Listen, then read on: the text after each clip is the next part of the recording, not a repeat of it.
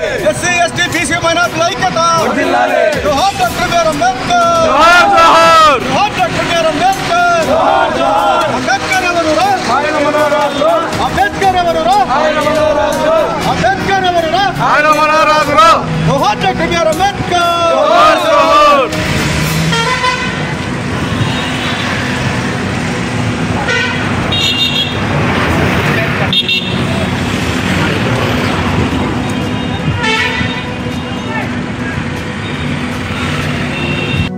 SC ST మైనార్టీల ఐక్యత జై భీమ్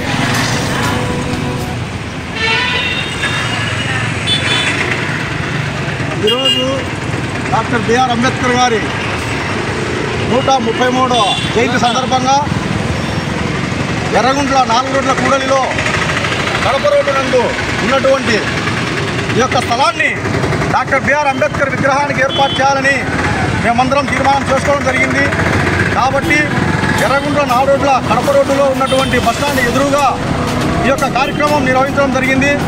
ఈ అంబేద్కర్ గారి విగ్రహం ఏర్పాటుపై ఈరోజు మాట్లాడుకోవడమే కాకుండా తప్పకుండా ఈ యొక్క విగ్రహాన్ని ఏర్పాటు చేసేంత వరకు మేమందరము కలిసి పోరాటం చేసి ఈ యొక్క ఆర్థిక సహాయము సమకూర్చుకొని విగ్రహం ఏర్పాటు చేసుకోవాలని మనస్ఫూర్తిగా కోరుకుంటున్నాం.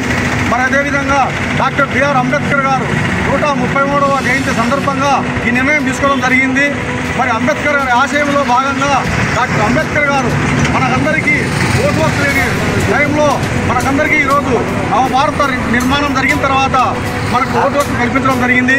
ఆ ఓటు హక్కు ద్వారా సమర్థవంతమైన నాయకుడికి ఓటు వేసి వచ్చే ఎలక్షన్స్లో ఆ యొక్క సమర్థవంతమైన నాయకుడు దళితులకు న్యాయం చేసేటువంటి నాయకుడు ఎవరైతే ఉంటారో వాళ్ళకు ఓటు వేసి మీరు ఖచ్చితంగా గెలిపించాలని కోరుకుంటున్నాం. మనవాద పార్టీలకు ఓటు వేసి మన జీవితాలను నాశనం చేసుకోకూడదు. కాబట్టి తప్పకుండా ఆలోచించండి. మీకున్నటువంటి పరిజ్ఞానం ఆలోచన చేసుకొని మీరేం అల్లా తప్ప వ్యక్తులు కాదు అనేటువంటి విషయాన్ని గ్రహించి ఖచ్చితంగా న్యాయబద్ధంగా సమర్థవంత నాయకుడికి ఓటు వేయాలని మనస్ఫూర్తిగా కోరుకుంటున్నాం. మరి అదేవిధంగా మన జాతి పిల్లలను బాగా చదివించండి. ఎవరు కూడా చదువులో నిర్లక్ష్యం చేయకండి. చదువు వల్లనే భవిష్యత్తు మారుతుంది. కాబట్టి తప్పకుండా మనకు అంబేద్కర్ గారు కల్పించారు సమానత్వం. ఆ సమానత్వంలో భాగంగా ఎక్కడైనా చదవడానికి అర్హత హక్కులు ఉన్నాయి, సమానంగా కూర్చొని చదవడానికి హక్కులు ఉన్నాయి.